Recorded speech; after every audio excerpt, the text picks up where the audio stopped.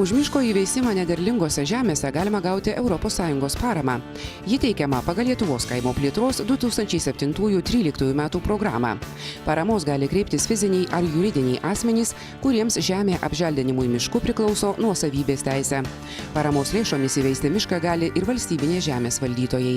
Miškui veisti leidimai išduodami paprasčiausiai iki 39 balų našumo ir visa, kas viršė, jau sudaro sunkumų. Ten yra atitinkama tvarka. Natūralu, kad galbūt lengviau veisti mišką mažiau našiose žemėse. Pagal priemonės pirmas nežemės ūkio paskirties ir apleistos žemės ūkio paskirties žemės apželdinimas mišku ir pirmas žemės ūkio paskirties žemės apželdinimas mišku mokamos dvi išmokų rūšys – vienkartinė miško įveisimo ir kasmetinė įveisto miško priežiūros ir apsaugos.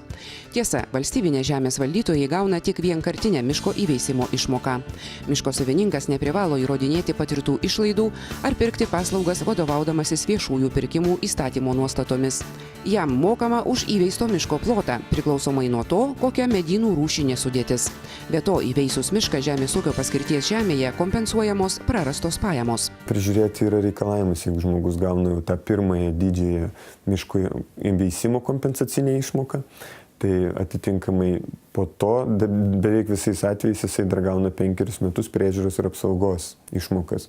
Ir jisai įsipareigoja per tą laikotarpį prižiūrėti, išlaikyti tą mišką toks, koks jisai buvo suprojektuotas, su visais sodinukais. Paraiškos pagal Lietuvos kaimo plėtros 2007-2013 metų programos priemonės skirtas pirmajam žemės ūkio paskirties ir nežemės ūkio paskirties bei apleistos žemės ūkio paskirties žemės apželdinimui mišku bus priimamos tuo pačiu metu kaip ir tiesioginių išmokų paraiškos nuo gegužės mėnesio 13 dienos iki birželio 28 dienos.